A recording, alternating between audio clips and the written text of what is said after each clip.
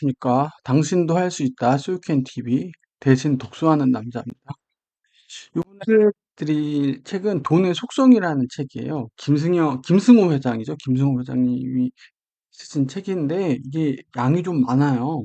양이 좀 많아서 두 편으로 나눠서 좀 끊어서 하려고 합니다. 김승호 회장님은 지금 유튜브에도 엄청 영상이 많죠. 아마 보시면 알고 바로 이제 좀 들어가 보도록 하겠습니다. 돈. 우리의 일생을 관통하는 가장 큰 고민이죠. 그래서 돈의 속성을 알고 인생을 다스린다라고 제가 그냥 이 책을 읽고 나서 좀 얻은 거죠. 근데 이 책뿐만이 아니고 제가 그동안에도 여러 책을 읽었죠. 뭐 부의 비밀, 우성님의 여러 가지고 그러면서 돈에 대해서 잘 아는 게 필요해요. 저희가 왜냐면 자본주의 사회에서 살고 있고 꼭 자본주의 사회가 아니라도 돈이라는 건 이 사회를 이루는 근간이기 때문에 그 메커니즘, 그런 작용, 그런 성격들을 잘 알아야 윤택한 삶을 살 수 있을 거라고 생각을 하기 때문에 그렇게 생각을 합니다. 이게 무려 400쇄예요. 400쇄. 400쇄. 야, 5년 연속 최단기 베스트셀러에 400쇄. 어마어마하게 돈을 버셨을 것 같아요. 이 인지세로. 와. 그래서 그리고 김승호 회장님이 어떤 분인지는 잠깐 보고 갈게요. 저도 유튜브에 알고리즘이 많이 떠가지고 보긴 했는데 성공한 그냥 사업가 정도로만 알고 있었는데 미국에 가신 것 같아요. 미국. 그래서 스노우폭스 그룹 회장님이시래요. 그래갖고 그러니까 외식 해가지고 뭐 이렇게 하고 출판업도 하고 교수도 하고 교수님도 하시고요. 네. 그래서 뭐 이렇게 지금 하셨대요. 비즈니스 이력을 좀 볼게요. 미국으로 가셔가지고 식품점을 하신 거예요. 식품점. 여러 가지를 하다가 요게 이제 컸던 거죠. 2005년에 식당 체인을 하나 인수를 하시는데 요때부터 이제 본격적으로 사업이 궤도에 오르신 것 같아요. 그래서 매장이 100개가 돌파되고 막 1000개 막 넘어갔죠. 그리고 이제 연관 업체들 합병을 한 거죠. 라인 확장한 거죠. 핵심에 집중하고 핵심을 확장하라. 딱 그 얘기죠. 그리고 지금은 11개국, 총 3,878개, 임직원 9천여 명의 그룹사로 하고 이제 책도 많이 내셨어요. 예, 또 많아요. 그래서 이게 우리나라에도 그 도시락이랑 플라워 매장이 있대요. 그래갖고 좀 보니까 요거 아마 지나가시면서 보셨을 거예요. 이 귀여운 눈여운 스노우폭스랑 식품이랑 와닿지는 않는데 이게 도시락이더라고요. 뭐 초밥 팔고 막 샐러드 팔고 그리고 이제 꽃가게도 이렇게 있다고 하더라고요. 그래가지고 우리나라에도 이렇게 지금 들어와 있고 매장이 그러니까 뭐 지나가시면서 한번 보시면 김승호 회장님이 하시는 사업이구나. 그리고 이 책 구성이 챕터가 나눠져 있지 않아요. 이렇게 지금 이렇게 돼 있잖아요. 이게 하나하나가 이거 돈은 인격체다 하고 이렇게 스토리 같이 본인의 생각을 쓰신 거예요. 그게 몇 개? 360개가 있는 거예요. 근데 크게 4개로 나눠져 있긴 해요. 근데 그걸 1부, 2부, 3부, 4부 뭐 그 테마별로 묶어 놓진 않으셨는데 중간중간에 이제 새긴 속지가 하나씩 들어가 있긴 해요. 저는 이제 책을 볼 때 이제 그런 목차, 구성, 챕터가 어떻게 됐는지도 보거든요. 이제 뭐 앞에는 뭐 인생 얘기, 뒤에는 뭐 돈 얘기 뭐 이렇게 나눠져 있는 건 아니고 그냥 쭉 360개인데 한 4개니까 한 90개에서 100개씩 끊어 놓으신 것 같아요. 예, 속지별로. 그렇게 양이 많다 보니까 요번 시간에는 한 2부 정도? 그 정도까지만 하고 다음 시간에 이제 또 3, 4부? 이렇게 좀 해야 되지 않을까. 그렇게 했고요. 가격은 이제 17,800원. 이게 양이 400페이지 정도 돼요. 근데 이제 페이지 수는 많은데 내용이 어렵지는 않아요. 일상적인 뭐 이렇게 그러니까 일기 같은 식의 본인의 생각을 담담히 적으신 거라서 절대 어렵지 않고 술술 보시면 뭐 앉은 자리에서 1시간 딱 봤다. 그러면 거의 반 정도는 보실 수 있을 것 같아요. 예, 그래서 저도 이렇게 좀 이 400페이지인데 한 번에 저도 읽긴 좀 그래갖고 일단 두 번에 끊어가지고 좀 하도록 하겠습니다. 근데 제가 이제까지 봤던 돈과 관련된 책들이랑 좀 비슷한 내용들이 많아요. 어차피 일가를 이루신 분들은 결국 그분들의 어떤 돈을 바라보는 관점이라든지 그런 것들이 대동소이한 부분들이 있어가지고 그래서 제가 이제까지 계속 책 소개해줬던 부와 관련된 책 소개했던 내용들이랑 겹치는 부분이 굉장히 좀 많다. 좀 생각을 해주시면 좋을 것 같고 그래서 첫 번째 들어가면 챕터가 나눠져 있진 않는데 이제 뭐 이렇게 좀 제가 일부라고 그냥 임의로 나눠봤어요. 예. 일단은 제일 이분이 강조하시는 게 돈은 인격체다. 이게 법인도 그렇죠. 우리 회사 자체는 인격이 없어요. 근데 우리는 법인, 사람 인자를 한자를 쓰잖아요. 왜냐면 회사가 작용을 하다 보면 소송을 당하기도 하고 소송을 하기도 하고 마치 사람처럼 그런 작용을 한다는 거예요. 하물며 회사도 그런데 돈은 어떻게 했냐는 거죠. 돈이 얼마나 사람과 밀접해 있겠어요. 그래서 돈은 하나의 인격체니까 사람처럼 다뤄라. 사람처럼. 어떻게 해야 되죠? 아끼고 웃기고 사랑하고 때로는 이별할 땐 이별해야 돼요. 어떻게 아름답게 이별해주고 보낼 땐 보내주고 보호하고 가치 있는 곳에 사용할 때 돈이 따른다는 거예요. 돈이 인격체면 어떻게 했어요? 자기를 아껴주고 돈을 현명하게 쓰고 돈을 잘 쓰는 사람한테 돈이 모인다는 거예요. 이게 기본 마인드라는 거예요. 되게 어쩌면 무슨 뭐 착하게 살자 이런 마인드 같은데 돈을 바라보는 관점이 저래야 된다는 거예요. 그래서 뭐다? 돈과 서로 존중하는 동반자 관계다. 이게 되게 중요해요, 이게. 그러니까 돈 자체에 대한 존중감이 기본이 있는 거예요. 돈 자체에 대해서. 어. 저도 요거를 보면서 이걸 왜 첫 번째로 놨을까 했는데 이게 시작점인 것 같아요. 부자의 시작점. 돈을 함부로 쓰지 않아요. 내가 뭐 천억 부자라고 해서 막 돈 얼마씩 하고 막 그러지 않아요. 흥청망청 쓰지 않아요. 예. 투자의 원칙. 나보다 훌륭한 경영자에게 투자한다. 이분이 이제 주식 투자 얘기를 이제 계속 얘기를 해요. 중간중간 해서. 이분은 이제 훌륭한 경영자. 경영자를 보고 투자를 한다고 하는 거죠. 물론, 인격적으로 훌륭한 경영자라고 해서 그 기업의 경영이 꼭 일치하진 않아요. 일치하진 않은데, 그래서 되도록이면 어떤 경영자 오너 리스크 그런 쪽으로는 좀 볼 수 있다는 거죠. 복리의 비밀. 여기도 복리가 나온다. 여러분들 부자들이 항상 하나같이 하는 얘기 복리예요. 복리. 복리. 복리를 깨우치지 못하면 이 자본주의 사회에서는 부자가 될 수가 없어요. 이 복리는 양날의 검이에요. 그러면은 나의 편이 되는 거고 빚을 질 때는 양날의 검이라는 거죠. 우리가 뭐 1부 이자, 2부 이자 그러잖아요. 가끔 저 스트레스 쓰시는 분들. 이게 이자에 이자가 붙으니까 이자 비용만 원금보다 더 커지는 거예요. 시간이 지날수록. 이걸 뭐 갚지 못할수록 이게 더 커져요. 큰일 나요, 여러분들 자체. 잘못 쓰시면. 이 복리가 그래서 양날의 검이라는 거예요. 그래서 부자가 자본주의 사회에서 우리가 하기엔 복리를 이해하고 나의 편으로 만드는 것이 부자가 되는 거예요. 복리를 나의 편으로 만드는 방법이 뭐죠? 짜죠, 짜. 짜죠, 짜. 시간을 나의 편으로 만들고 복리를 나의 편으로 만드는 게 투자라는 거예요. 이게 첫걸음이라는 거죠. 돈을 인격체로 생각하고 돈을 투자를 해야 된다는 거예요. 일정한 현금 이력, 일정한 현금 흐름이 위력이라는 월급의 위력. 월급의 이력을 굉장히 강조를 하세요. 매월 꼬박꼬박 뭐 200이든 300이든 들어오는 그게 어마어마하다는 거. 그게 미래 예측을 가능하고 준비가 가능하다는 거예요. 우리가 어느 정도 매월 200, 300이 들어온단 말이에요. 그러니까 리스크 대비가 가능한 거죠. 리스크 관리도 가능한 거죠. 이게 예측 가능하다는 게 되게 중요합니다. 여러분들도 회사에 일을 하실 때 예측 가능한 사람이 되셔야 돼요. 막 들쭉날쭉하고 막 연차 막 멋대로 쓰고 막 갑자기 그러면 안 돼요. 그래서 루틴 습관이 중요한 거예요. 이게 다 예측 가능해야 되거든요. 이게 월급을 매월 일정 현금 흐름이 있을 때 뭐예요? 투자 계획이 수립이 가능하다는 거예요. 그래서 우리 뭐 하죠? 적립식하죠. 이게 시계바늘 안에 이 톱니바퀴처럼 다 맞아 들어갑니다. 이게 딱 들어와야 돼요. 일정한 수입, 그 다음에 플랜이 생기고 투자를 하고 어디를 뭘 지출을 하고 뭐가 되고 해서 이게 쭉 구조가 생기는 거예요.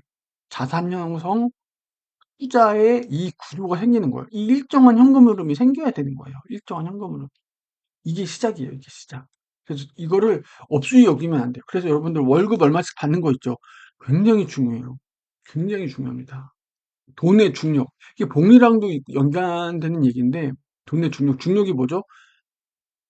물리학에서 나온 건데, 이게 질량이랑 거리인데, 거리의 제곱에 반비례하고 질량이 아마 비례할 거예요. 그래서 질량이 클수록 끌어당기는 힘이 강하다. 이런 얘기예요. 그렇죠? 현실적으로 300만 원 월급을 저금을 해서 10억을 모으려면 27년이 걸린대요. 어마어마한 시간이죠. 근데 실제로 부를 이루신 분들은 1000만 원, 1억, 3억, 5억, 10억 가면서 돈이 모이는 속도가 급속도로 단축된다는 거예요. 이게 뭐 때문에? 복리, 복리, 복리와 함께. 그러면서 복리가 생기면서 뭐 하는 거예요? 돈의 중력이 생기고 돈을 끌어당긴다는 거예요. 돈이 돈을 끌어당기는 이게 되게 중요해요. 지금 부자가 되게 돈의 속성이라는 거예요. 이게 돈의 속성이라는 거예요. 돈의 속성을 알아야 우리는 그걸 잘 활용을 해야 부자가 될 수 있다. 그리고 그러면 그러는 과정에 뭐 항상 리스크는 있죠. 리스크는 비정기적으로 나오는 거예요. 예비된 리스크는요, 그건 리스크가 아니에요. 대응이 가능해요. 예. 그리고 욕심과 여러분들의 조바심이 리스크를 낳는다는 거죠. 이게 이게 주식 투자랑도 꼭 연계되죠. 그 주식을 뭐라고 그러죠? 심리전이라고 그러죠. 심리전. 개인의 심리, 마음가짐. 예. 왜 그러냐면, 이게 돈이 매번 오르고 떨어지는 게 보니까 사람 마음이 조바심이 나는 거예요. 아, 나 왜 안 오르지? 이번에 콕 떨어졌네. 이거 이제 멘탈에 나가는 거죠. 그 욕심과 조바심이 나는 거예요. 아, 누가 얼마 벌었대. 누가 불기둥 받았대. 막, 아, 나 왜 안 올라? 야, 10년 어떻게 기다리냐? 막 이런다는 거예요. 10년 기다린다고 막상 들어갔는데 너무 지루한 거죠, 그게. 10년을 어떻게 기다려? 열심히 일하면 돼요. 열심히 일하면. 근데 실제로 데이터가 의사라든지 교사라든지 이런 직업군을 가진 분들의 수익률이 일반 뭐 이렇게 회사원들보다 수익률이 높대요. 물론 이분들이 투입 자금 말고 이분들은 관심이 없다는 거예요. 돈 넣어놓고 그냥 열심히 본업에 충실한 거죠. 근데 여기 있는 사람들은 계속 들춰본다는 거죠. 계속 매수하고 어떻게 해보고 막 시장 예측해보려고 하고 막 하면서 오히려 이렇게 묵혀놓은 사람들이 더 수익률이 좋다는 거예요. 이 사람들은 여전히 뭐 돈 모으겠죠. 그러니까 부자가 더 부자가 되는 구조가 된다는 거죠, 이게. 이 사람들은 계속 그 밥을 지을 때 우리가 뜸 들이잖아요. 뜸을 들이잖아요. 이게 뜸을 들여야죠. 근데 그걸 자꾸 열어보면 어떻게 되죠? 생쌀이고 잘 안 익죠? 그런 거예요, 그런 거. 근데 저도 잘 안 돼요. 저도.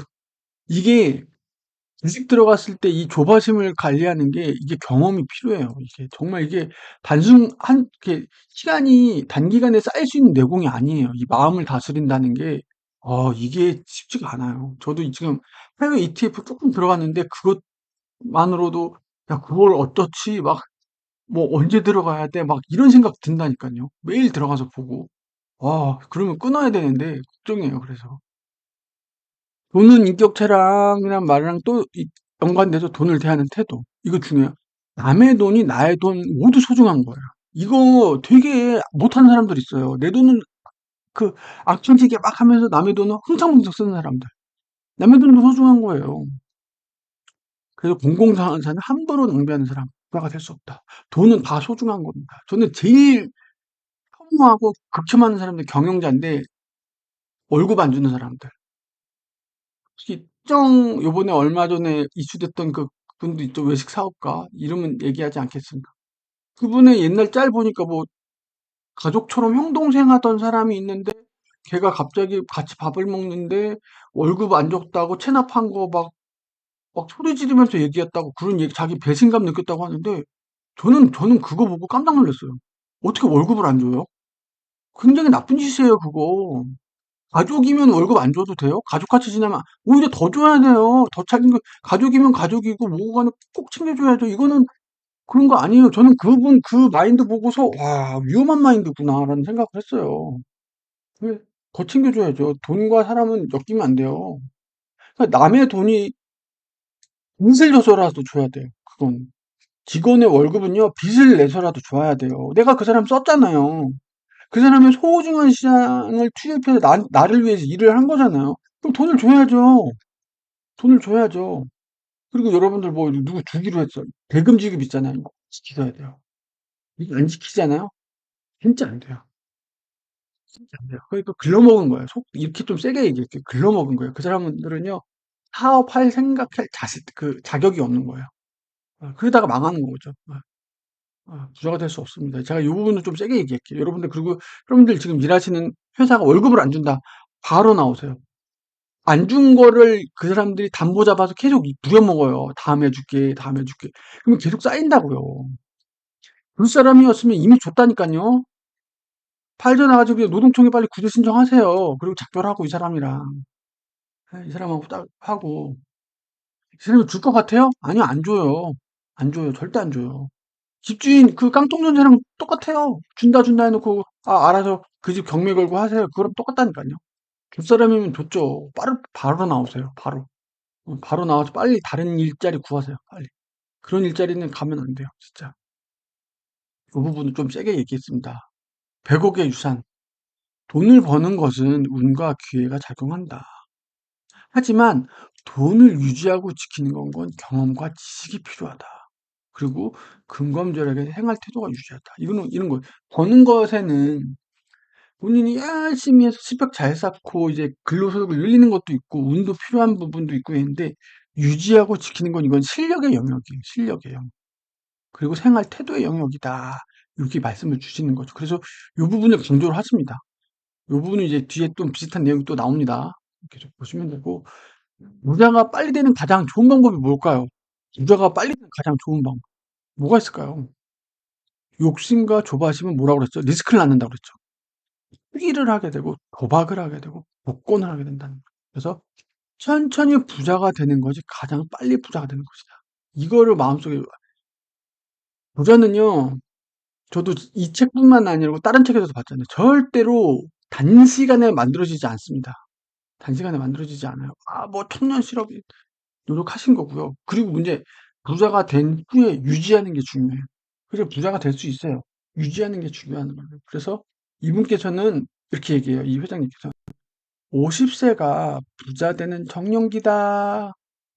물론 부자가 20세 때 될 수도 있고 30세 때 될 수도 있어요. 근데 그 이후에 돈을 버는 능력, 모으고 유지하고 현명하는 게 사용하는 이 네 가지 능력이 무르익어야 된다는 거예요.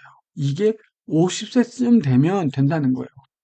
예, 그 정도쯤 되면 경험도 쌓이고 되지 않을까. 20세 때 반짝 벌었어. 흥청망청 썼어. 실제로 헐리우드 스타들 이런 애들 봐요. 어린 때 막 돈 엄청 벌고 흥청망청 쓰고 막 하다가 나중에 알고 보면 막 노숙자 돼 있고 그런 거니까 조심해야 된다는 거예요, 이게. 그래서 부자가 되는 가장 빠른 방법은 천천히 되는 거예요, 천천히. 실제로 빨리 될 수도 없고 쉽지도 않고. 예. 그래서 자본소득이 근로소득을 앞서는 날이 경제적 해방일이다. 이건 뒤에도 좀 나옵니다. 독립기념일이라고 해갖고. 이건 진짜 본인의 실력으로 달성하는 거예요. 이건 진짜. 이 얘기는 아마 다른 뭐 부자 되기, 뭐 부의 인문학, 뭐 여러 부의 비밀 이런 데서도 나왔던 얘기예요. 자본소득이 근로소득을 앞서게 되면 이게 파이어족 되는 거죠. 이게 파이어족 되는 거예요. 이게 파이어족의 기준이죠. 그러니까 뭐지? 월급쟁이 부자들 보면 연하인님이라고 계세요. 그분은 이미 자산가예요. 예. 그분은 이미 자산가고 파이어족을 하셨어도 돼요. 근데도 근데도 그 이후로도 5년인가 뭐 10년을 더 회사를 다니셨어요.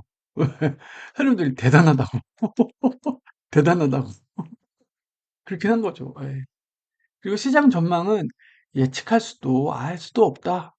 그리고 주식이라는 거는 회사를 사고 파는 자본주의에 가장 임팩트 있는 행위다. 그래서 이걸 어떻게 해야, 우리가 대학 다닐 때 공부 어떻게 하죠? 열심히 하죠. 여러분들 수능 공부를 제일 열심히 했으면 안 돼요. 수능 공부는요, 대학 가기 위한 기본적인, 하고 실제로 대학 들어가면 공부의 깊이가 달라요. 그리고 한번 필터링 돼서 들어온 친구들이잖아요. 학점 따기 되게 힘들어요. 제가 그 연대 경제학과 다닐 때인데, 야, 빗불 받기도 너무 힘든 거예요. 진짜 공부 막 날고기는 애들 사이에서, 막, 그 회사에 대해 대학 4학년 학부 저는 그래서 이 말이 와닿았어요. 약간 요게 어느 정도 수준이냐면요, 여러분들 살짝 고시생 약간 비스무리할 정도로 해야 된다는 거예요. 예. 고시생 비스무리할 정도로 공부해야 된다는 거예요. 예. 그렇게 하고 여러분들이 투자의 멘토를 삼고 싶으면 오랜 기간, 적어도 30년, 과거에도 수익을 냈고 현재도 수익을 내는 사람을 삼아라. 이론만 있는 사람 안 돼. 과거 한때 돈을 벌었다는 사람 안 된다는 거예요. 여러분들이 투자로의 멘토로 삼을 사람은 이 정도 되는 사람, 이 정도 되는 사람들 누가 있죠? 워렌 버핏, 찰리 먼거, 이런 분들이겠죠. 이런 분들. 유튜브에 얼마나 많은 사람들이 많겠어요. 얼마나 많은데 이게 진도를 가려야 된다 이거죠. 예. 그리고 상대방에 대한 호칭과 말투. 그 호칭과 말투가 마음의 향기라는 거예요. 그 마음의 향기가 향기로우면 행운과 행복도 찾아오고 돈도 온다는 거예요. 그래서 여러분들 저도 그런데 말, 욕설, 비속어 쓰지 마세요. 진짜 쓰지 마세요. 말이라는 거는 자기 실현 효과가 있어요. 입 밖으로 나오면 얘가 살아서 움직여요. 얘가 막 살아서 움직인단 말이에요. 그리고 결국 나한테 다시 돌아오거든요. 되게 무서운 말이에요, 이거. 이게 제가 지금 만 중반인데 진짜 이거 느껴요. 막 10대 애들 막 입에 욕 달고 살잖아요. 어찌 보면 그게 못 배워서 그런 걸 수도 있고, 이걸 잘 모르는 애들일 수도 있고, 그때 나이 때문에 이걸 못 느낄 수도 있죠. 근데 좀 살아보니까 이게 맞아요. 그 경영자 중에서도 잘 들어보세요. 말을 굉장히 아끼고 중지돼서 하시는 분들이 있어요. 흥분하지 않고 달라요. 예. 강단이 있으시고 목에 저는 지금 흥분하는 스타일이고 성격이 급하다 보니까 목에 힘을 줘서 근데 그분들은 말도 조곤조곤해요. 톤이 이렇게 항 유지돼 있어요. 예. 이게 더 말이 힘이 있고 더 설득이 더 잘 돼요. 아이들한테도 훈육할 때도 그게 나아요. 큰 소리로 지르시는 게 아니고 찬찬히 눈을 보면서 조곤조곤 얘기하실 때 아이들이 더 잘 들어요. 예. 아이가 한다고 그랬어요. 같이 화를 내면 제일 안 좋다고 하더라고요. 예. 그리고 실패가 거듭된다면 자기 반성과 삶을 재정비해 보셔야 돼요. 뭔가 이게 문제가 있는 거예요. 어쩌다 실패 한 번 하면 모르겠는데 뭔가 비슷한 상황에서 계속 실패가 난다? 그거는 뭔가 어그러져 있는 거니까 그것부터 고치셔야 돼요. 그리고 행운이 반복된다는 거는요. 그거는 본인의 노력과 공부의 결과인 거예요. 그만큼의 보상을 받은 건데 그러면 자만심을 경계하라는 거예요. 그래서 여전히 계속 노력과 공부를 지속해라라는 거예요. 이걸 제가 첫 번째 회사에서는 그걸 뭐라고 하냐면 비즈니스적으로 예성실이라고 그러거든요. 예성실. 예성실이 무슨 뜻이냐면 예상치 못한 성공, 예상치 못한 실패 이거의 줄임말이에요. 그러니까 예상치 못한 성공을 했어. 그럼 이것도 리뷰를 해야 되고요. 예상치 못하게 실패를 했어. 이것도 리뷰를 해야 된다는 거예요. 성공 케이스는 이걸 확산시키고 복사를 하고 실패는 이건 개선을 하고 그렇게 해서 계속 회사가 나아지는 거죠. 저는 이 툴은 굉장히 중요했다고 생각을 해요. 어떤 프로젝트를 하거나 어떤 사업을 런칭을 했어. 그럼 이 예시를 꼭 봐야 돼요.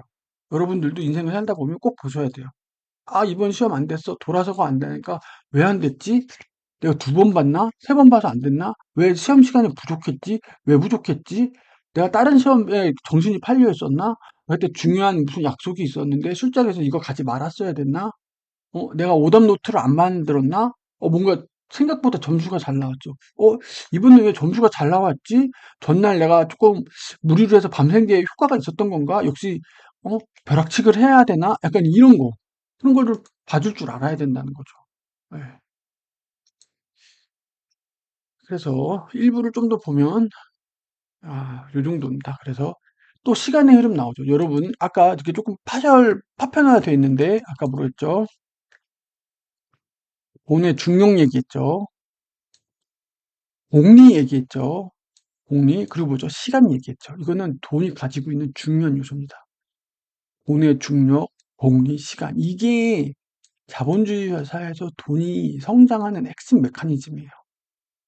그래서 돈마다 본인이 가지고 있는 시간이 다르다는 거예요. 빨리 투입돼야 되는 돈, 등록금, 뭐, 지불일이 결제된 애들, 아니면 여유자금.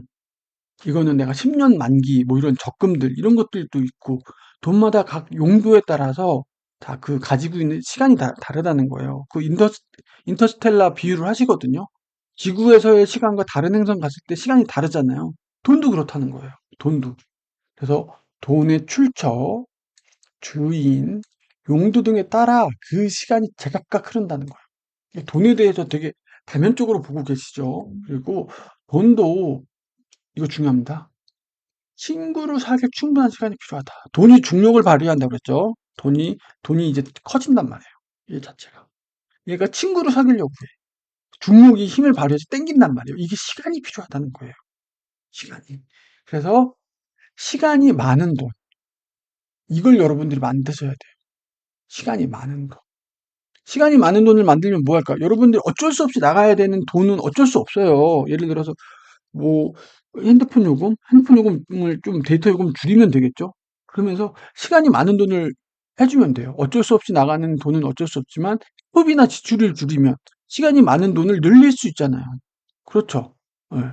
그리고 그렇게 늘린 애가 친구를 사귀고 자식을 그 자식이 다시 시간이 많은 돈으로 성장하길 시간을 줘야 된다는 거. 시간. 돈에게 시간을 줘야 된다는 거. 자, 근데 여기서 여러분, 돈에게 시간을 줘요. 돈에게 시간을 준다는 거 알았어요. 자, 그럼 돈을 어떻게 하면서 시간을 줘야 될까요? 예적금에다 넣는 게 좋을까요? 주식에다 넣는 게 좋을까요? 부동산에다 넣는 게 좋을까요? 이걸 보고 판단하셔야 돼요. 여러분들이. 여러분들이. 판단하셔야 됩니다. 똑같은 10년이 있었다고 했는데 이 결과는요. 천양지차가 날 수 있다는 거예요. 돈에게 시간을 줬는데 돈이 어떻게 돼요? 친구를 사귀고 자식을 낳을 수 있는 곳에 돈에게 주고서 시간을 줘야겠죠. 친구가 사귈 수 없고 자식을 낳을 수 없는 곳에다 넣어놓으면 10년 지나봐야 독수공방이잖아요. 그냥 늙어가는 거잖아요. 친구도 사귀고 자식도 낳을 수 있는 곳에다 줘야죠. 안 그러면 어떻게 돼요? 물가, 인플레이션이 돈을 잡아먹죠. 예. 그런 얘기, 이 얘기는 많이 했었죠. 예. 노벨 경제학상 받은 제임스 토빈이 그 유명한 얘기죠. 달걀을 한 바구니에 담지 마라. 그래서 주식 포트폴리오를 짠다는 거잖아요. 예를 들어서 무슨 뭐 의약, 반도체, 뭐 소비재 뭐 이렇게 나눈단 말이에요. 근데 이분은 그거예요. 결국엔 달걀을 이렇게 나눴지만 이 바구니 자체를 주식시장이라는 선반 위에 올려놓은 거 아니냐. 이 선반 자체가 꼬꾸라지면 결국 달걀은 다 깨지는 거 아니냐. 그래서 어떻게 이 달걀을 한 곳엔 냉장고, 한 곳엔 선반, 한 곳엔 식탁, 다양하게 돌아. 이게 뭐예요? 이건 거죠. 채권에 넣고, 선반에 넣고, 식탁에다 넣어. 이 얘기는 많이 나왔을 거예요. 주식을 포트폴리오 하지 말고 자산을 포트폴리오 하는 거죠. 그러니까 주식 포트폴리오 하지 말고요. 자산을요, 포트폴리오 하라는 거예요. 이건 너무나 유명한 게 있죠. 무적의 포트폴리오. 채권 사, 뭐 주식 뭐 삼, 뭐, 뭐 현금 삼, 뭐 이렇게. 예. 그리고 평상심을 유지하는 것이 투자 성공의 비밀이죠. 이게 왜 나온 거죠? 주식과도 관련 같아요. 그래서 주식 이 평상심을 유지하기가 저도 느끼는 건데 정말 힘들어요. 정말 매일 들어가서 보고, 나 투자해야 되나? 뭔가 조바심이 나는 거야. 예, 뭔가 해야 될 것 같고, 뭔가 돈을 더 넣으면 돈을 더 많이 벌 것 같고, 근데 그런 고민 자체를 하지 말라는 거예요. 자동으로 걸어놓고, 그냥 쭉 있고, 본업에 충실해라. 예, 그런 거죠. 부자가 되는 세 가지 방법. 상속 있고, 복권 있고, 사업이 있는데, 이분은 이렇게 세 가지를 보셨어요. 그 중에 3번이 가장 쉽다. 왜? 1번과 2번은 뭐예요? 우리 힘으로 될 수 없어요. 우리 힘으로 될 수 없는 거예요. 복권이요? 맨날 복권 하면 되는데 그 확률이 얼마나 돼요? 희박하죠? 그다음에 본인의 노력으로 할 수 있는 게 3번이라는 거예요. 자, 그럼 3번 중에서도 3번은 다시 창업과 남의 성공에 올라타기로 나뉜다 이거예요. 창업, 여러분 창업 쉽지 않은 거 알죠? 근데 이 김승호 회장님께서는 기회만 된다면 창업을 하라고 하세요. 기회만 된다면. 지난번에도 얘기했죠. 고명한 이 책은 돈 버는 책에 대한 거 먹이사슬의 피라미드의 정점이 되라고 하죠. 예를 들어서 프랜차이즈 사장 되지 말고 프랜차이즈 회사가 되라는 거잖아요. 이 사슬의 꼭대기가 되라는 얘기예요. 본인이 창업하라는 거예요. 프랜차이즈 매장주 되라는 얘기가 아니고 이 꼭대기. 왜 이거 다 돈 들어간단 말이에요. 본사에서. 그러니까 기회가 되면 창업을 하라고 말씀을 하세요. 그리고 그게 아니면 남의 성공에 올라타기가 뭐죠? 이게 주식 투자입니다. 주식 투자가 뭐예요? 회사를 그 동업관계 소유하는 거예요. 회사 소유하는 거. 그리고 이분이 그러죠. 되도록이면 일찍 시작하되 천천히 오랫동안 이 말. 저는 일찍은 시작 못했어요. 일찍은 시작 못했죠. 대신에 천천히 오랫동안 해야 된다는.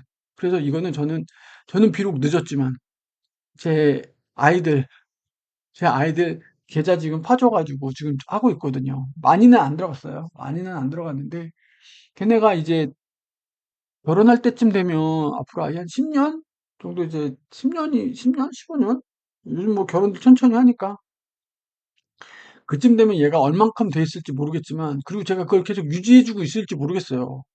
예, 일단 그리고 계속 어느 때가 되면 주식 얘기, 투자 얘기를 하려고 해요. 저는 좀 조기 교육 좀 해가지고 예, 그렇게 하려고 하고 돈을 모으지 못하는 이유 신랄하게 듭니다. 신용카드.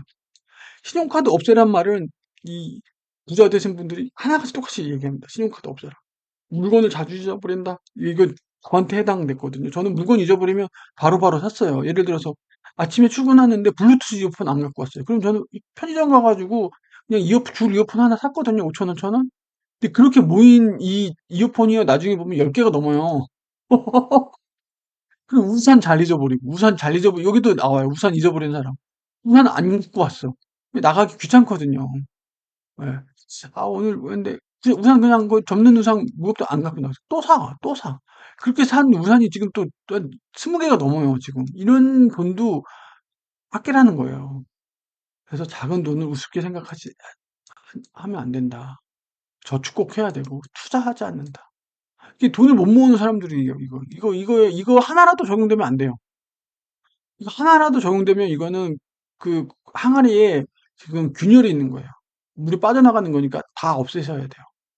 다 없애세요. 저는 지금 이거. 신용카드 있긴 있어요, 저. 근데 많이 안 쓰는데, 주력으로는 안 쓰는데, 온라인 결제할 때만 조금 쓰는데, 아예 없애지는 못하고 있어요. 하나 정도는 있어요. 예, 저도. 카드 혜택 이런 게 있어가지고, 아예 없애지 못하겠더라고. 그 정도의 결단은 저도 아직 없어요. 일부 정도는 요렇게고요. 일부로 딱 나눠져 있지 않은데, 요 정도에서 이제 색지 하나가 있어가지고, 이렇게 넘어가더라고요. 이제 2부 정도 들어가겠습니다. 예. 이제 금융 문명이라는 말씀을 하세요. 금융 문명 여러분들도 많이 보셨죠? 예, 부자가 되기 위한 첫걸음. 예, 실물경제 용어를 이해해야. 이거는 지난 시간에 이제 부자가 되는 이 책은 부자가 되는 고명환님 책에도 나왔죠? 예, 요거부터 알아야 돼. 예. 한국은행 홈페이지에 요게 있대요. 무료로 다운받을 수 있대요. 예. 그래서 여러분들이 이런 용어들 그리고 그 언론사에서 나오는 막 그런 기사들이 있단 말이에요. 물론 좋은 기사도 있어요. 아닌 기사들도 있어요. 예. 그럼 언론사의 그 기조, 약간 그런 걸 투영해서 들어간 애들도 있거든요. 정치적 색깔을 좀 넣어가지고, 그냥 경제 팩트만 얘기하는 게 아니라 자기네 논조를 좀 실어요. 근데 그런 걸 판단하기가 쉽지 않는 거죠. 저는 배경 지식이 없으면. 이 얘기가 뒤에도 좀 나오긴 하거든요. 그때 얘기해드리고, 결국 본인이 직접 공부하고, 그리고 요 정도는 기초적으로 알아야 된다. 부자가 되기 위해서. 그렇죠. 수익을 낼 수 있는 세 가지 특징. 경영자 마인드. 회사를 경영한다는 말. 이거는 워렌 버핏도 그렇게 얘기했습니다. 워렌 버핏도 그 주식을 선택할 때 자기가 진짜 이 회사의 경영자라는 생각으로 한다고 했긴 했어요. 그리고 품질이 좋은 돈으로 투자하라. 요즘 해외 ETF도 그렇고, 뭐 그렇고, 그 공매도 뭐 그 레버리지 막 이런단 말이에요. 그러니까 여러분들 제대로 된 돈으로 여러분들의 그래서 막 그런 돈 있잖아요. 뭐 있어도 되고 없어도 되는 돈으로 투자해라. 이게 이거랑 비슷한 얘기인데 여러분들이 성실하게 잘 번 돈으로 하라는 거예요. 남의 돈 빌려가지고 목돈으로 막 하지 말라는 거예요. 예를 들어서 전세자금 들어가야 돼. 2년 후에. 그럼 나 1년 정도만 여기서 굴렸다가 할게. 이거 안 돼요. 2년 후에 들어가는 뭐 이게 뭐 전세자금인데 그럼 여기 지금 해외 ETF 수익 잘 나니까 여기 잠깐 넣었다가 이제 굉장히 이거 얄팍한 수예요. 이거 굉장히 얄팍한 수고 시장이 여러분들 생각처럼 그렇게 들어가지 않아요. 예. 전세자금 넣을 2년 후에 들어갈 거 지금 잠깐 1년만 해외 ETF 지금 상승 좋으니까 넣었다가 빼가지고 그러다가 잘못되면 어떡할 거예요. 정말 그러면은요 그 전세자금도 날리는 거예요. 그게 좋지 않은 돈이라는 거예요. 예. 그런 식의 발상하지 마세요. 그런 이큰 수로. 그렇게 시장은 여러분들 생각처럼 그렇게 하지 않아요. 그렇게 하는 식으로 하면 누구나 다 부자 될게요? 예? 아까 얘기했죠. 천천히, 오랫동안 되는 게 부자라고. 천천히, 오랫동안 그게 빨리 될 수가 없어요. 그렇게 되는 거 뭐예요? 투기죠, 투기. 도박이에요. 지금 이 마인드는요, 도박이에요. 이런 마인드 갖고 있는 사람들은. 전 그 사례 들어갔을 때 깜짝 놀랐어요. 이 사람은 도대체 뭐 하자는 건가. 어, 이거 유명하죠? 하나 할 때 받고 공포에 산다. 공포의 시기가 왔으면 좋겠는데, 그때 좀 투자를 하고 싶은데 제가 과연 그 공포를 이길 수 있을지 제가 심리적으로 뭐 1%의 사람이 공포를 느끼는 시장은 도대체 어떤 시장일까요? 패닉 시장인가? 그럼 그 상황에서 저도 공포를 안 느낄 수 있을지 모르겠어요. 그리고 이분은 본인이 스스로 부자라고 생각하는 답변 그 설문조사에 대한 얘기를 해주시더라고요. 그래서 100만 달러를 보유한 경우 10억 했을 때 자산 구성을 보니까 이렇게 된다는 거예요. 그렇죠? 유독 우리나라 사람들이 금융자산 비율이 낮다는 거예요. 부동산이 거의 70%래요. 우리나라 부동산 선호율이 무조건 높죠. 그리고 뭐 비율이 있어요. 10억, 20억, 30억, 50억 했는데 100억 이상 보유할 경우 나는 부자라고 답한 비율이 가장 높다는 거예요. 80억 보유한 사람도 본인이 부자라고 생각을 안 한다는 거예요. 물론 10억 보유한 사람 중에도 부자라고 생각하는 사람이 비율이 좀 있긴 있겠죠. 근데 이 100억 이상 보유한 사람들이 그때 비부자라고 하는 비율이 가장 높았다는 거예요. 100억, 100억, 100억. 그러니까 약간 심리적으로 100억 있으면 본인 스스로 부자라고 생각을 할 수 있다는 거죠. 예. 김승현 행, 김승현 회장님, 김승호입니다. 김승호, 죄송해요. 오타네요. 김승호 회장님이 생각하는 부자는 거예요. 대출 없는 자가소유. 그 자가소유 얘기를 하셨어요. 이분은 집 소유하는 거 나쁘지 않다고 생각했었어요. 예, 대출 없는 자가소유. 이 근로소득이 월 550 이상. 월 550이면 여러분들 상당히 고소득이에요. 상당히 고소득이에요. 제 연봉을 딸 수 없지만 저는 희하게 얘기할게요. 요거보다 조금 더 받긴 해요, 지금. 세후로. 세후로 이렇게 요거보다 조금 더 받는데 상당한 고소득이에요, 이거. 상당한 고소득입니다. 550 이상이면. 그리고 욕망 억제 능력 소유자. 이 정도 고소득이고 자가저축 없으면 막 근데 뭐 하고 싶은 게 많을 거 아니에요. 주변 사람들도 그렇고 그걸 억제할 수 있어야 된다는 거예요. 흥청망청 쓰고 그런 거 말고 네, 다른 사람과 비교하며 소비 지출을 늘리지 않는 사람이라는 거죠. 네, 절제된 삶을 산다는 거예요. 그 오마의 현인이라 불리는 워렌 버핏도 뭐죠? 그냥 코카콜라 마시고 그냥 조금만 그냥 집에 살아요. 엄청 그렇게 막 예, 뭐 의리의리한 저택에 살고 그러지 않아요. 몇백 조 원을 들고 있는데도 불구하고 예, 여전히 감자튀김 좋아하고 코카콜라 좋아하고 예, 그래서 더 이상 일을 하지 않아도 되고 더 이상 돈을 벌 필요가 없는 사람이라는 거예요. 이런 날이 올까요? 예, 진짜. 일단 요 세 가지는 저는 해보려고 하는데 저는 1번과 3번은 됐어요. 이건 한지 얼마 안 됐고 요거는 아직 안 됐어요. 요거를 어떻게 만들 수 있을지가 전 관건이에요. 예. 이게 난이도가 제일 높지 않을까 싶어요. 예, 이거. 어떻게 넣어야 안 돼요? 현금 흐름을 월 550을 어떻게 만들죠? 와, 이거 지금 이자율이 지금 그런데 이자 예금으로만 한다고 해도 안 되죠. 예전에 텐텐클럽이 있었던 거 아시죠? 10년 동안 10억 모아서 1억을 받는 거. 10% 이자율이라고. 근데 지금 이 텐텐클럽이 안 되는 게 이자율이 너무 떨어졌잖아요. 10억이 있어도 저기 1억이 안 나와요. 예. 테니텐 클럽이 원래 그래서 온라인에 있었는데 시대가 변하면서 저게 안 되는 거죠. 10억을 들고 있어도 월 550이 안 나와요. 저게 이게 나올 수가 없죠. 저건 나올 수가 없죠. 그래서 또 김승현 회장님이라고 했네. 김승호 회장님인데 이게 또 이름을 또 너무 죄송스럽네요. 이거 이름 자체를 제가 어, 경영에 참여할 땐 요거 세 가지고 나머지는 다 그 전문 경영인한테 맡기신다고 하더라고요. 그만큼 시간이 자유로워지신 거죠. 그러니까 최고 경영자로서 제일 중요한 의사결정만 하시는 거예요. 자기가 미주알 고주알 그렇게 하지 않는다는 거죠. 근데 그럴 필요가 있어요. 그럴 필요가 있고 그 가난의 잔인성에 대해서 이렇게 보통 삶의 가치를 부의 가치보다 우선시하는 사람들이 있죠. 이게 맞긴 한데 부도 삶의 한 일부잖아요. 근데 중요한 일부입니다. 근데 이런 사람들을 가만 보면 삶의 가치가 모호한 사람들이에요. 그냥 부르짖음이죠. 돈이 뭐가 중요해? 우리는 돈보다 더 중요한 가치가 있잖아. 이렇게 부르짖는 사람들이 있는데 그럼 그게 뭔데? 그리고 너는 그런 삶을 살고 있어? 쉽지 않다는 거예요. 그런 삶을 부보다 더 중요한 가치를 실현하면서 살고 있는 사람이 실제로 많지 않다는 거고 모호하다는 거죠. 대부분 그런 사람들 본인의 가난을 익스큐즈 변명하는 거죠. 예, 이렇게 얘기해야 본인이, 아, 나는 괜찮아. 난 괜찮아. 나는 하루하루 그냥 내 가족들하고, 근데 내면을 봐야 돼요.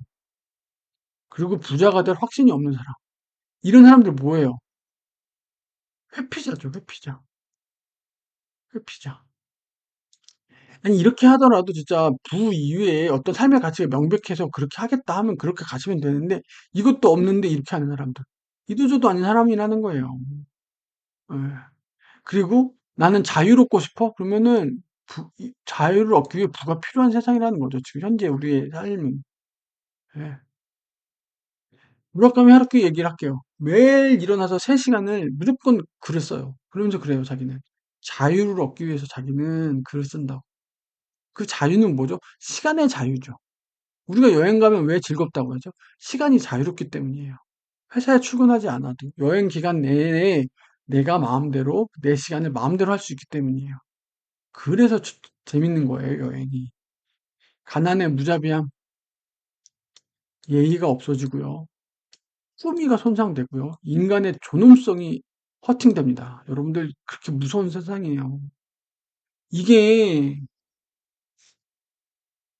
현실이 그래요, 여러분들. 잔인한 현실입니다. 인간의 존엄성 중요해야죠. 근데 이게 쉽지가 않아요. 그리고 무엇보다 가족의 근간을 해체합니다. 돈이 없으면요, 가족을 유지하기가 힘들어요. 이게 되게 힘들어요. 이 정도로 처절하게 가난하면 힘들어요. 그리고 부자와 부를 경멸하는 사람은 절대로 부자가, 이거 어디서 나와요? 부의 비밀. 부의 비밀이란 그 책 있죠. 제가 소개했을게요. 거기 100년 전에 쓰여진, 미국에서 쓰여진 책입니다. 거기에 첫 나오는 얘기가 이거예요. 신께서는 인간을 계속 발전하는 존재, 향상성의 존재로 만드셨고, 자본주의에서의 향상성은 부를 계속 축적하는 거라고 했어요. 부를 축적하는 게 그리드, 탐욕스러운 게 아니라고 자기 발전이라고 얘기했어요. 그게 부의 비밀의 핵심입니다. 왜 많은 사람들이 그 부의 비밀이라는 책을 명조라고 얘기하고 고전이라고 얘기할까요? 그 책에 그 책은요, 어떤 뭐 금융공학이나 이런 얘기가 복리 얘기 이런 거 돼 있지 않아요. 근데 뭐예요? 자본주의 사회에서 부를 보는 기본적인 관점을, 철학을 하나 얘기해 줘요. 뭐요? 부자와 부를 경멸하면 부자가 될 수 없다라고 얘기해요. 그리고 많은 사람들이 이 얘기를 해요. 부자와 부를 경멸하는 사람한테는 부자는 오지 않아요. 그래서 아까 뭐라고 하죠? 돈은 인격체라고. 돈이 인격이에요. 내가 걔를 싫어해. 걔 저한테 오겠어요? 안 오죠, 당연히.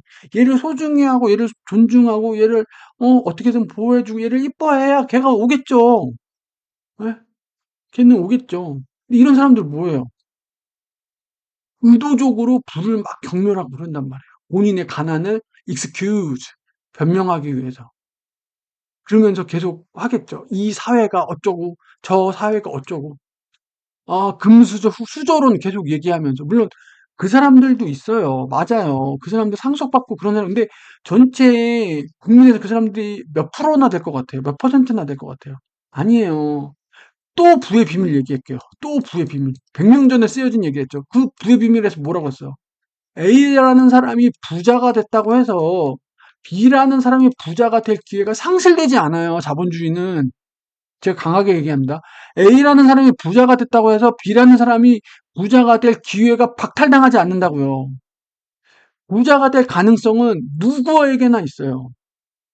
수저론 되면서, 금수저론 되면서, 부모 핑계 되면서 현재 자기가 부자가 되지 않은 거에 대해서 핑계대지 말라는 거예요. 제가 좋아하는 말 있죠. 태어날 때 부자가 아닌 건 너의 잘못 아니야. 죽을 때 부자가 아닌 건 너의 잘못이고 너의 책임이다. 저는 이거를 모토로 삼고 있어요.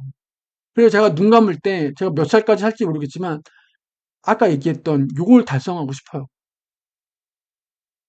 정말 양보해서 요거까지는 하고 싶어요. 요거까지. 내가 눈 감고 아이들한테 이제 갈 때 아빠는 요거까지는 하고 가고 싶다라고 하고 싶어요. 물론 부자는 아닐 수 있어요. 저 얼마 안 남은 거 알고 있어요. 제 경제 활동이 이제 얼마 안 남은 거 알고 있고 그래서 마음이 급한 것도 있는데 조바심 안 내려고요. 그래서 저도 해외 ETF 들어간 것도 있고, 예. 그동안에 이제 뭐 소유캔 TV 그 자격 인증 보시면 아시겠지만 부동산으로 해서 쭉 왔고 지금 부동산도 물론 관심이 있긴 하고 그동안에 자격증을 딴 것도 있고 제가 뭐 소방안전관리사, 주택관리사, 공인중개사를 딴 것도 이게 다 뭔가 경제적 활동을 계속 오래 하기 위한 거예요, 다. 그래야 부를 축적할 수 있으니까. 이런 게 다. 그러니까 제발 이런 거 부하 이렇게 하지 마세요. 여러분들이 부자가 되고 싶다면 이렇게 하지 마세요. 이걸 틀을 벗어나세요. 그리고 여러분들이 이렇게 살잖아요. 여러분들 자식도요. 그대로 물려받아요. 근데 몇몇 깨우친 사람들도 있죠. 이 김승호 회장님도 그렇게 넉넉하진 않으셨어요. 그 부자 아빠, 가난한 아빠를 사실상 키워봤기도 아빠들이 부자가 아니었어요. 근데 그걸 깨우치고 간 사람들이잖아요. 그래서 대단한 거예요, 그게. 왜냐면 자식은 부모의 어떤 영향을 굉장히 많이 받게 돼 있어요. 예, 정치적 색깔, 이념, 이데올로기를 그대로 받게 돼 있단 말이에요. 근데 그걸 벗어나서 저렇게 한 기업체의 회장이 되고 저렇게 부자가 될 수 있다는 건 그건 대단한 거죠. 본인이 이 살아왔던 삶의 어떤 가치관과 틀을 깨고 나왔다는 거예요. 저는 그 부분에 대해서는 굉장히 존경을 해야 된다고 생각을 해요. 예. 솔직히 저희 부모님 되게 그런 삶을 못 사셨어요. 근데 저는 제가 잘났다는 게 아니라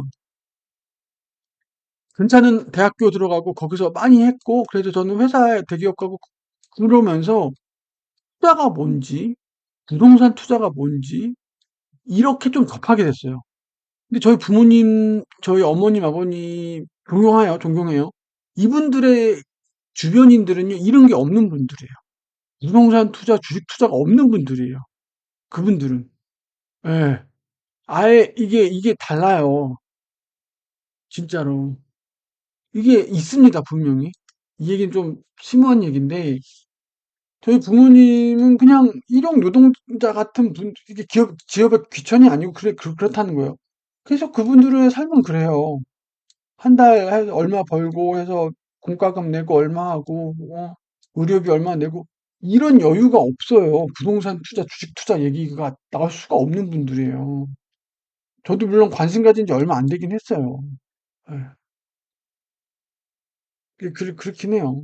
그래서 저는 늦었고, 우리 아이들은 나보다는 좀 더 빨리 해주고 해서 빨리 더, 이, 제가 이렇게 해서 요 위치까지 왔다면 눈 감는 순간에 얘들은 그보다 더 높이 갔으면 했어요. 이게 제 바람입니다.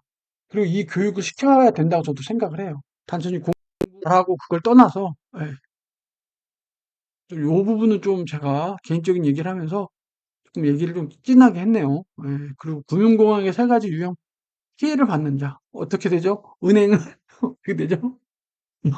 해 쨍쨍 날 때 우산 주고 비 올 때 우산 가져가죠. 이때 빚을 진 사람들은 더 힘들어지는 거예요. 금리 올라가죠. 막 얼마 전에 그랬잖아요. 고금리 되면서 막 피해를 받지 않는 사람, 빚이 없는 사람, 뭐 경황 났어, 뭐 그런가 보지, 뭐 하는 사람, 이익을 내는 사람, 공포에 사는 사람. 네. 그래서 큰 다운턴이 왔을 때보다 자산가들은 어떻게 되죠? 소득 격차가 더 벌어지죠. 이래서 그런 거예요. 이래서 이때 이 사람들은 할인 박앤 세일인 거예요, 이 사람들. 자산의 박앤 세일인 거예요. 급락했을 때가 이 사람들은. 현금을 가니까 막 한단 말이에요. 올라가요. 근데 이제 추경매 한단 말이에요, 이 사람들. 이때 산다, 비싸져서. 이 사람들이 비싼 걸 내놓으면 그때 사는 거죠. 그래. 난 이미 수익 실현했다. 그리고 또 돈 든든히 더 부자가 됐죠, 든든히. 또 다운턴 한번 와? 또 사. 또 더 벌어져. 이거 누구나 다 아는 얘기인데, 이게 반복이 되는 거죠. 한 번에 이게 출렁임이 올 때마다.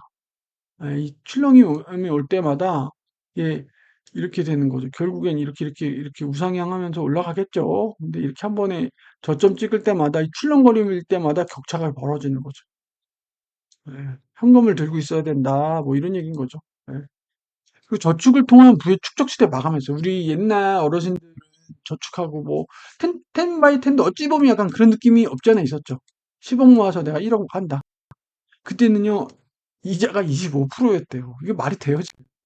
아, 그러니까 이때는 돈 뭐 넣고 뭐 이렇게 가능했죠. 재산이라는 건 자본과 수익률, 시간의 방정식이라는 거예요. 그래서 1억을 10억의 복리로 하게 되면 25년이 소요된다는 거예요.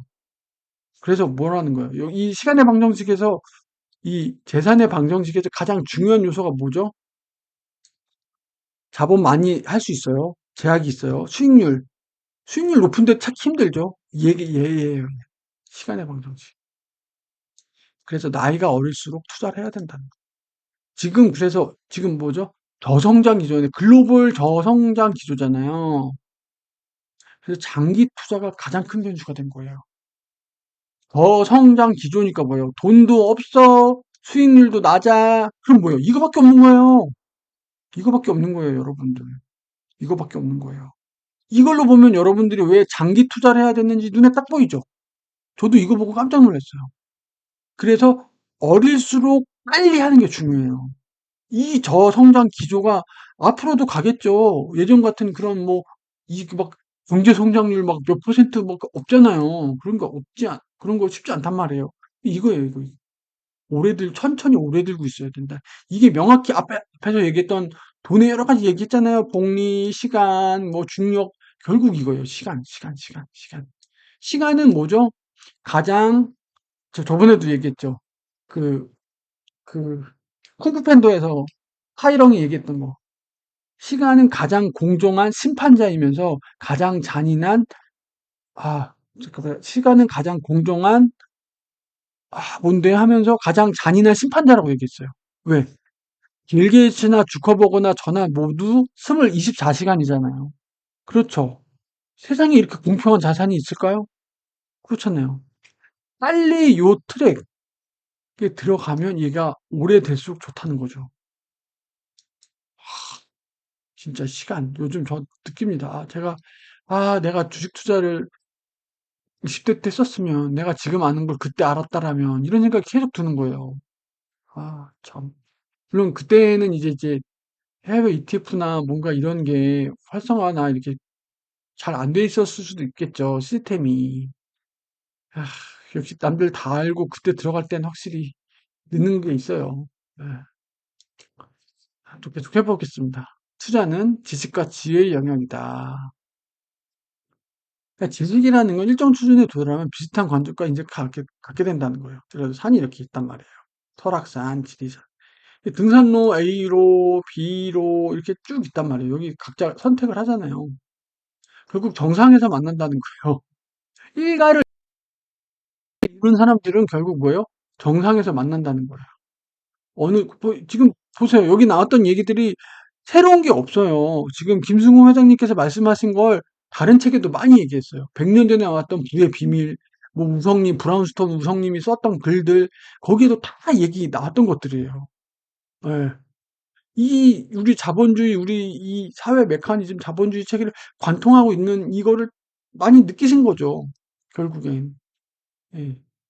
난 이 산이 아닌가 봐. 아예 다른 산을 가는 분이면 모르겠는데, 어, 결국 자본주의 사회에서 부자가 되기 위한 이 정상을 가려는 건 루트는 여러 개죠. 결국 만나는 건 여기라는 거예요. 그리고 이분이 또 학업을 충실하라고 합니다. 가끔 그런 분들이 있어요. 야, 학업 그렇게 중요하지 않아. 뭐 사업으로.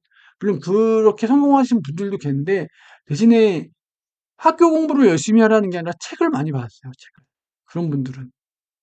그리고 학교 공부를 하다 보면 수학, 영어 이거 야 사회 나갈 때 필요 없어 이렇게 얘기하잖아요. 아니에요. 그거 배우는 과정에서의 사고 체계, 사상 이걸 배운다니까요. 사고력 등을. 문제를 접근하는 방식을 배운다니까요. 나는 공부를 만약 안 했어? 그럼 책을 보세요. 책을. 차라리. 이게 되게 중요해요. 예.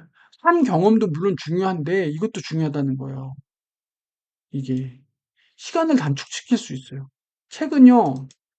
레버리지라는 책에서 나왔죠. 책은 누구죠? 지은이의 경험을 쓴 거죠. 책을 읽는다는 건요, 그 지은이의 경험을 레버리지 하는 거예요. 이 사상은 뭐라고 했죠? 레버리지 당하냐, 레버리지 하냐의 문제잖아요. 책을 지은 이 사람의 지식의 총화, 지식의 직결체가 책이란 말이에요. 이걸 내가 읽음으로 해서 그 사람이 지은 그 지식을 레버리지 할 수 있다는 거예요. 그리고 그걸 본인의 경험과 융합할 때 시너지가 나는 거고. 그래서 책을 많이 읽으라고 하는 겁니다. 책을. 공부는 못해도 좋아요. 그럼 책을 읽으세요. 도서관 가서 사세요. 네, 그럼 그 사람은 뭐든 돼요. 학교 공부가 만약 안 맞아? 수학이 안 맞고, 뭐, 리미트가 안 맞고, 미적분이 안 맞아? 그러면 나중에 경영자 돼서 그 미적분 잘하는 애 고용해도 되는데, 대신에 시간 많이 읽으셔야 돼요. 시간. 그리고 가끔 이런 질문을 받는데요. 예, 부동산을 해야 될까요? 주식을 해야 될까요? 예, 막 이런 얘기를 한다는 거예요. 근데 이게 김승호 회장님께서는 그래요. 부동산이나 주식이나 투자고, 그건 결국 장기 투자, 투자 심리, 위험 소모, 중립 회피. 결국에는 이런 것들이 다 공통적으로 영향을 미치는 거고, 이건 하나의 타입, 스타일이 다르다는 거예요. 예. 그래서 이거 해라, 저거 해라, 투자에 답을 하는 사람은 본인 스스로 투자를 모르는 사람이라고 얘기해요, 이분은. 예. 투자에 답을 하고 가르치면 돈이 된다는 걸 아는 사람일 뿐이라는 거예요. 예. 진정한 투자자는요, 남한테 투자를 권하지도 않아요. 권하지도 않고, 계좌를 공개하지도 않고, 공개할 필요도 없어요. 그리고 내가 투자를 하고 있다고 언급도 안 해요. 예. 진정한 투자자는 이거 잘 보셔야 돼요. 요즘 뭐 유튜브나 이런 데 너무 많죠. 너무 많아요. 이 사람이 정말 진정한 투자자인지 아닌지 모르겠어요. 유튜브는 그렇게 해야 조회수가 나오고 관심을 갖고 좋아요 받고 해야 수익이 또 추가 수익이 나니까. 예.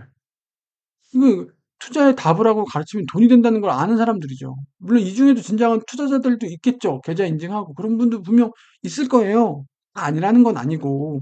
근데 대부분의 진정한 투자자들은요, 권하지도 않고 공개도 안 하고 그냥 언급할 필요도 없다는 거예요.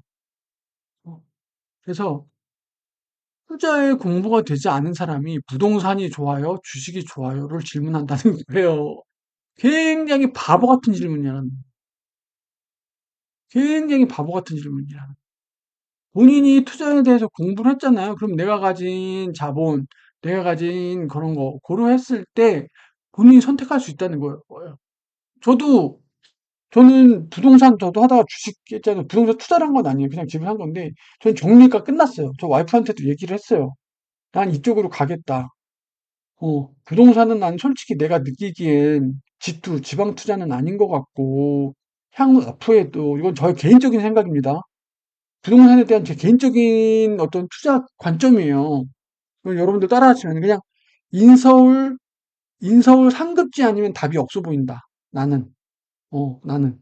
즉, 인구 밀도로 봐도 그렇고, 주택의 어떤 수요 관점으로도 봐도 그렇고, 인서울 상급지 아니고서 다른 것도 물론 찾으면 있겠죠. 임장 다니고 구석구석 찾으면 있겠지만, 그거면 난 답이 없어 보이고, 인서울 상급지 우리가 가진 돈으로는 도모하기 힘들다. 향후 몇 년 동안은. 그래서 나는 요쪽으로 좀 하고 싶다. 우리가 가진, 그렇게 얘기를 하긴 했어요. 그렇게 딱 정했습니다, 전. 최근 몇 년간에 그걸 보고 좀 정리를 했어요, 저는. 제 재테크와 투자 방향을. 이랬다 저랬다 하는 것처럼 보일 수 있는데, 근데 마음을 그렇게 딱 정리를 하니까 좀 마음이 편해지긴 해요. 그리고 부동산 기사 나올 때도 제가 마음이 딱 그렇게 쓰니까, 그래. 저런 의견도 있구나. 그래. 그렇지. 뭐, 오를 때는 오르는구나. 마용성 또 오르는구나. 뭐, 이런 얘기가 계속 듣는 거예요. 뭐, 원베일리 뭐, 100억 뭐, 어쩌고저쩌고 하는데, 그래. 맞아. 강남 서초 지금 재개발 들어가고 거기 지금 뭐 엄청 뜨고 한다는데 뭐 그래 맞지 그렇지 뭐 서울 상급지지 뭐 이렇게 듣는다는 거죠. 예.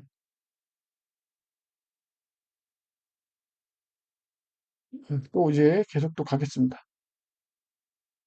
요 정도고요. 이제 2부는 요 정도쯤에서 좀 마무리가 될 것 같아요. 그래서 나의 독립기념일 재정 자리빌리라고 해서 이때는 하면 기념하라. 아까 얘기했죠. 근로소득 초과는. 이전까지는 어떻게 하자? 근로소득을 자산 형성에 투입해라. 투자하란 얘기예요. 투자. 투자. 이 얘기는 여러분들이 많이 드셨을 거야. 그럼 도대체 나 어디다 투자하라는 거냐? 알았다. 나 월급 받은 거 투자하라는 거 알았다. 저축하라는 거 알았다. 나 어디다 투자하라는 거냐? 공부하셔야죠, 여러분. 공부하셔야죠. 나 어디다 투자해? 공부하셔야 하는 거예요. 남의 말 듣고 할 거예요? 아니에요. 남의 말 듣지 말고 여러분들이 결정하셔야 돼요. 남의 말이 하는 걸 듣고 종합적으로 결정을 하세요. 여러분들이 가지고 있는 시드머니랑 현재 앞으로 현금 흐름을 보고서 난 어디로 가겠다. 여러분들이 정하셔야 된다니까요. 지금 왜 해외 ETF가 왜 그 난리가 났을까요? 예? 그런 니즈, 그런 성향, 그게 맞는 사람들이 판단을 한 거잖아요. 난 보니까 이건 것 같아. 물론 저도 그렇고. 저 해외 ETF를 엄청 공부 많이 한 거 아니에요. 저도 그래서 좀 불안한 마음이 없잖아 있어요. 공부를 더 해야 돼요. 근데 저의 어떤 성향과 이제까지의 어떤 뭐 그런 거 불안감, 리스크 그런 회피적인 성향을 봤을 때 제일 이렇게 가고 싶고 막 주변에서도 그렇고 워렌 버핏도 그렇고 뱅가드도 그렇고 야 진짜 20세기 최고의 금융 상품이라고 얘기하는데 그 상품이 나온 취지와 목적을 봤을 때 정말 그런가? 거기에 제가 동의를 한 거예요. 저도 설득을 당한 거죠. 그게 정말 그런 거야? 그래서 시작을 한 거예요. 저도 여러분들도 그렇게 해야 돼. 그냥 경매로 할래. 나 빌라에 살았던 경험이 오래 있어? 나 경매할래. 경매 쪽 해갖고 할래. 나는 그 월 얼마씩 받는 게 필요해. 아니면 그래? 그 돈이면 나는 배당금으로 갈랜다. 배당금 ETF로 갈래. 이렇게 할 수도 있는 거잖아요. 본인이 선택을 하셔야 되는 거예요. 예. 그렇게 재정 자립이 되면 가족과 자식들에게도 함께 축축하고 이거에 대한 개념을 가족들과 공유를 해야 된다는 거예요. 잊지 말아야 된다는 거예요. 그리고 요거 돈을 다루는 네 가지 능력. 앞에서도 얘기했죠? 부자가 되기 위해서 필수로 필요한 능력입니다. 예. 버는 능력.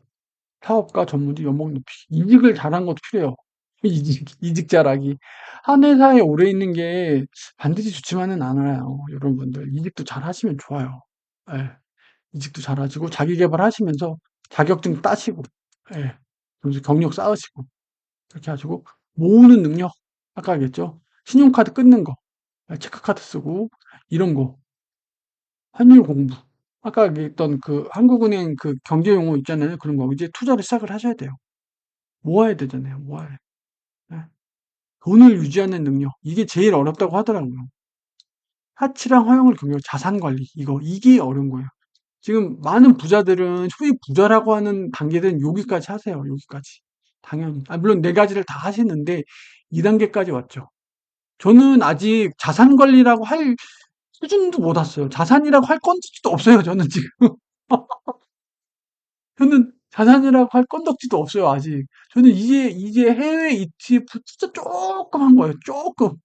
좀 부동산 투자 없어요. 그냥 자가 소유예요, 자가 소유. 저번에 가끔 옆집 형 있었다고 했잖아요. 그분 월세 하나 치고, 타운하우스 월세 하나 치고, 임대사업자 내가지고, 그 정도면 이제 부동산 투자한다고 볼 수 있겠죠. 임대사업자 내건 거잖아요. 예, 그러니까. 저는 아직 2단, 3단계도 못 갔죠. 이렇게 하고 그리고 돈을 쓰는 능력 검소하되 인색하지 마라. 여러분 검소랑 인색이 뭐가 다를까요? 물론 사전을 찾아보셔도 되는데 제가 생각하는 건 그래요. 검소는요 자기 자신을 향한 거고요. 인색은요 남을 향한 거예요. 그러니까 검소는 자기 자신에 대해서 돈을 별로 안 쓰는 거예요. 예, 뭐 비싼 거 안 먹고 밥도 그냥 뭐 김밥 천국 가서 그냥 라면 하나 먹을 수 있고 그런 거고. 인색은 다른 사람들한테 돈을 써야만 되는 상황들이 있는 거예요. 그렇다고 막 뭐 발렌타인 20년 사 먹고 그런 얘기가 아니라 기본적으로 사람들과 함께 사회생활하면서 기본적으로 써야 되는 것들. 예, 최소한 그 정도는 쓰라는 거예요. 그건 인색하지 말라는 거죠. 인색한 인상을 주면 안 된다는 거죠. 그리고 본인의 경제관을 강요하지 마라. 이건 본인의 삶인 거예요. 그리고 지출기일은 반드시 세금 납부, 월급날. 제가 가장 극청하는 경영자. 앞에서 직원들 앞에서 어쩌고 저쩌고 막 온갖 폼 글로벌라이제이션 하면서 직원들 그 월급은 밀리는 경영자. 제일 혐오스러운 인간들. 진짜 혐오스러운 인간들이에요. 그 직원들 한 달 그 월급 얼마나 소중해요. 피와 같은 돈이에요. 그 시간 동안 처자식 그거 하는데 그거를 늦게 준다? 그거는 안 되는 거예요. 정말. 하루 늦게 주면은 거 괜찮지 않냐. 근데 그 돈은 은행에다 넣어봐요. 그럼 몇천 원이라도 받는단 말이에요. 그거. 호스 같은 거 파킹 통장에 그 돈 넣어봤어요. 그럼 몇천 원이라도 나오잖아요. 그러면 그 이자 쳐줘 줄 거예요? 이자 쳐줘 주는 게 맞아요. 대기업들 진짜 그런 경우 없는데 뭐 이렇게 해갖고 하면 이자 쳐줘 줘요. 줘야 돼요. 진짜 여러분들 그 월급 체납하는 경영자 세게 얘기할게요. 개쓰레기예요. 개쓰레기. 개쓰레기. 진짜 개쓰레기. 남의 돈을 남의 그러면 저 지 처자식은, 아우, 자기는 외제차 차고, 지는 뭐 좋은 데 가서 뭐 양주 가고, 아, 진짜, 씨. 음, 그러면 안 돼요. 내 돈이 소중하듯 남의 손도 소중하고, 지불을 지연시키는 것은 남의 소중한 시간 함부로 사용하는, 함부로. 이거 여러분들 그런 회사 있으면 뒤도 돌아보지 말고 나와서 신고하세요. 죄책감 느낄 필요도 없어요. 그건. 죄책감 느낄 필요도 없어요. 예. 그 보험 같은 경우에 부자는요, 보유한 자산이 보험이 된대요. 보험을 들 필요가 없는 거예요. 그 보험을 슬림할 필요가 있고, 근로소득만 있을 경우에 생명보험이 필요하긴 하대요. 왜 갑자기 돈이 크게 나가면 저축이 여유롭지 않거나 하는데, 근데 자산가는 불필요하다는 거예요. 어느 수준이 넘어가면 보험이. 물론 그렇다고 그분들이 보험이 없냐? 그렇진 않아요. 여기 책에도 김승우 회장님도 보험 2개 정도 있다고 얘기를 하세요. 그래서 보험이 좀 나쁜 거냐? 이렇게 얘기할 건 아니긴 한데, 그러니까 좀 무분별하게 보험을 많이 가입하는 게 있죠. 왜냐면 보험에도 원가라는 게 있습니다. 계리사분들이 계시거든요. 보험의 계리사분들. 그분들이 연봉이 거의 억대가 넘어가요. 또 수학과 나오고 통계학과 나와서 하거든요. 그래서 어떤 사건이 나왔을 때의 피해액과 확률을 곱해서 보험료를 산출을 해요. 이걸 보험 원가라고 하거든요. 이거 하시는 분이 계리사예요. 이분들이 보험업계에서 제일 중요해요. 그렇죠. 이분들이 설계를 해요. 그러면 여기다 온갖 걸 붙여요. 사업비, 뭐 수수료, 뭐 보장을 막 더 붙여요. 원래 얘가 10만 원이면 얘가 어떻게 돼요? 30만 원, 40만 원 나와 있는 말이에요. 이 보험 영업사원분들이 막 팔죠. 이거 보장되고요, 언제까지 되고요, 뭐 하고요. 그런데 그럼 이분들이 이렇게 보험 팔잖아요. 이분들 수수료 여기 하는 거예요, 이분들이. 예. 그런 것들이 많이 붙어 있다는 거예요, 보험사들. 그러니까 이런 돈을 내줄 필요가 없다는 거죠. 이런 돈을 내줄 필요가 없다는 거죠. 그리고 이거 경제 팩트랑 정치적 신념을 구분할 줄 알아야 된다는 거예요. 이걸 고유하게 섞어요. 어디서? 언론사에서. 왜 언론사는 그렇게 해야 광고를 받으니까. 그리고 본인들 그 언론사를 보는 타겟 고객이 있어요. 보수냐, 진보냐, 막 조중동 얘기가 왜 나오겠어요. 조중동 얘기가. 그런 게 있단 말이에요. 그 사람이 듣고 싫어하는 그 사람들의 정치적 신념에 맞게 기사를 쓴다고요. 경제적인 것도 그렇고.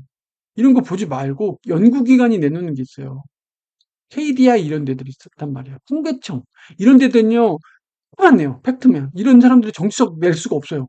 이 연구기관이잖아요. 뭐 금리 올랐다 내렸다 이렇게만 얘기해요. 해석은 뭐요? 본인이 해야 돼요. 차라리 이걸 보라는 거예요. 이걸 보세요. 여러분들 그 KDI 이런 데 들어가서 이메일 뭐 구독받기 해요. 그럼 매일 아침 와요. 속보처럼.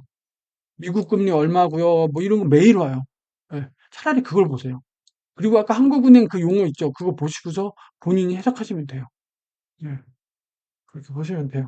차라리 여기서 막 난잡하게 막 자기네 언론사가 막 그렇게 막 쓴 거 막, 물론 그 중에서도 굉장히 해석 잘하시고 스마트한 분도 계시긴 해요. 이거 웬만한 연구기관에서 낸 것보다 인사이트 되게 잘하시는 분들이 있으면 그분들 건 이렇게 조금 스크랩을 해놓으시고, 그게 아니면 좀 이렇게 해놓으시면 좋을 것 같아요.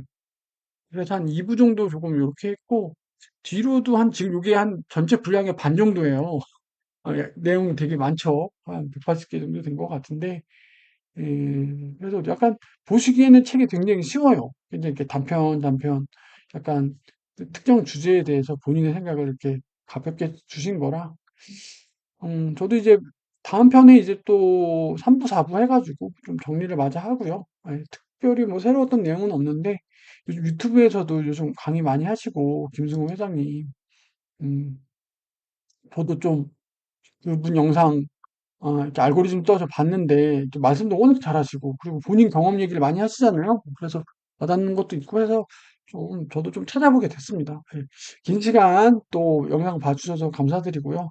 다음에 이제 돈의 속성 2편으로 또 정리하도록 하겠습니다. 감사합니다.